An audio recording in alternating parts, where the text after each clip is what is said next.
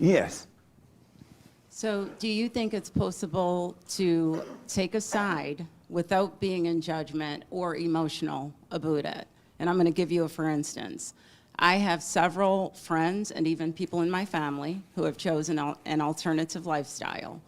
At various times, you know, one or more of them have approached me and asked me very specific questions that I answered directly and honestly, without any emotion, no judgment, in love, and I just laid it out. So if I'm taking a side in those instances, but not from a place of judgment or emotion. Good question. Your conversation is going to change as you become more enlightening, as you get a clear mind. And so, and I'm just using for instance. Let's say that these people came to you. You're going to have a different kind of a conversation with them. Rather than take a side, you're going to see that they're possessed. They never decide to be that way on their own. And you're going to point to them, and I'll just use this, that's not you, that's the devil that made a home in you. God will give you a way to communicate with them in a way that might help that one that might be lost and want to overcome it, but no one ever knew what to say to them. You may say, you know what, niece, that's not you. You need to give up. I'm just throwing out stuff. The conversation will happen on its own. That's not you. You're angry. You hate. And you feel like that's you. It's not you. You're in your head, whatever, right? Your conversation will change about truth that will help rather than taking a side. And then just dealing with it in truth, you're not taking a side, period, because you're going to see it's not you, but the Father working through you. And you're not going to take a side either way, because who am I to take a side, right? Taking a side is ego thoughts, and it make you take a side. But God wants to use you to help that one person that may not have understood how they became that way or what happened. A lot of people tell me about anger. Oh, I didn't know I was supposed to forgive my mama. I never heard that before. Forgive your mother. I never heard the way to forgive is to apologize for being wrong, for judging you. Because a lot of people go and say, oh, I'm sorry, but that nothing changed, right? But when they see that they are wrong for judging, that's when the change comes. And so your whole conversation is going to change when that kind of stuff happens. And you won't take a side, you'll be the light of the world. And the light of the world is not taking a side. They're just pointing one back to what is right. What do you think about that?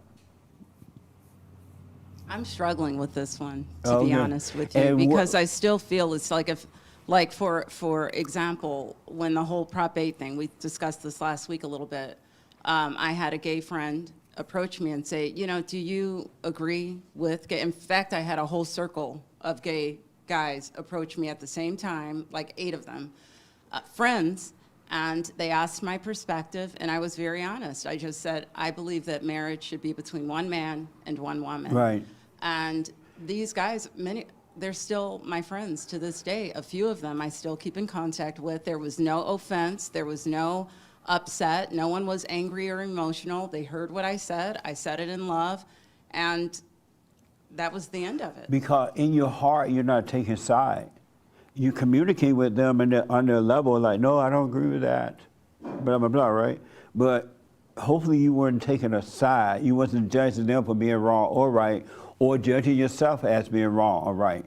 You can see the right in it, but eventually you will be able to help somebody overcome it.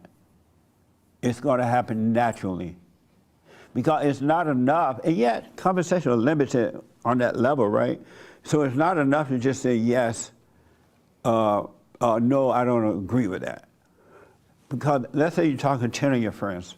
One in there may want in their own mind or in their heart want to overcome it, but don't know how. You will be the light that will be in that conversation, and one word can change them. It can make them think. But you're right, on that level you will have, no, I talk like on the radio, no, I don't agree with this, I don't agree with Black Lives Matter and all that crap, but if they came and asked questions as to, well, why don't you agree, or blah, blah, blah, right? And then hopefully I can point them back to the truth that's there so they can overcome it. And I guarantee you, out of the whole bunch of Black Lives Matter folks, one in that crowd want to overcome. They just don't know how, so they're going along with the crowd to try to hide or feel better and not have conflict, going along to get along. But one want to overcome, and that's the one that God is seeking. Not the whole crowd, just that one that want to come. And when Christ was walking the earth, he helped the one that wanted to help. He didn't condemn the rest. He didn't like, oh, your mama or whatever, right? I'm so mad because you don't want to hear it. He let them go their way, like he does right now. And as children of God, truly children, we should be the same way. Not have an opinion, but not force anything, or not even judge them in our minds, because the mind is of the devil. But that level of conversation is fine because they're on that same level. They can't understand the higher level conversation unless they are ready to overcome. So that makes sense. But isn't that taking a side, though? No, I mean, in your heart now, if you're still judging it, yes, you're taking a side. But without the judgment, though. I'm just saying. Without the blanket. judgment, you're not taking a side. And even with abortion, though, like if someone were to approach me with the same question about abortion, and I say, I really don't think that. Right. If someone just asked me, Jesse, do you support abortion? I'm like, no, I would never encourage anyone to do it. I'm not for it. But I don't have any other opinion about them being for it. Okay, you want to have abortion, kill your babies, I don't care. So a no is not disagreeing. A no is not taking a side in your opinion. A no is just a no. Right, as long as you're not condemning that person in your imagination. Okay. Like in your mind, you can say, no, I don't agree with abortion, right? I mean, in your words, you can say that, but in your mind, you think, oh, I'm better than you. I would never have an abortion. Oh, this guy, I ain't never had dinner with that person. They had an abortion. What the? I don't even know what bow to put on the flower now, because I don't know if it's a he, she, or it. And I'm a good aunt. I buy presents. I've been there. Oh. How you hurt a good aunt? I'm hurt. I can't believe it. And I've done all these good things. I'm a good aunt. Yeah. As long as you don't have all those secondary opinions. I understand. That make sense? Yeah, I understand. Do you disagree with any part of that? I don't. Clearly. I understand. Oh, okay. Yeah. Amazing. Interesting. Who's having a hard time with this? Oh, okay. Let's go to the other biblical question. Did I see your hand, Rochelle? Yeah, but Sorry about that. Say what now? you basically said everything that I was thinking. Oh, I was okay. just going to comment about it being all of the same. It's all the same spirit. It's all the spirit of evil. So although like cutting off the body parts and abortion may be at the forefront of society right now, it's no different from murder. It's no different from rape. Right. It's no different. And You then- can live a life without an opinion.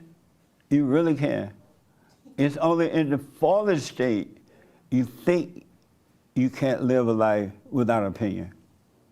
If you want to be free, you better get to the point where you don't have an opinion. You don't take sides. And if you stay on this pathway, because I didn't know this until it happened, right? You stay on that pathway, it will come. The ego is dying. And all this stuff is being washed away, and you will have a clear mind. And a clear mind is amazing. It really is. How was Christ able to have lunch with the worst? I mean, Christ hung out with the worst. Think about that. I don't even think they were able to find but one or two before that. But he hung out with the worst. Everybody was the worst because in that time, it was before he died. So there was nobody, everybody he hung out with was the worst. And who are we that we so high and mighty? How are you going to help the worst if you can't hang out with the worst? Now, you shouldn't go out there looking for the worst to hang out with. You shouldn't be just walking down the road, living your life. And when approached by the worst, if you automatically come up with an opinion about them, how are you going to help them? Remember, you were lost at one time, and somebody came along and said something to you that woke you up. It made you want to, right here, it made you want to smoke on it. One word was said, and you went, oh, okay, what do you mean by that? And that word led to another word, and one thing led to another.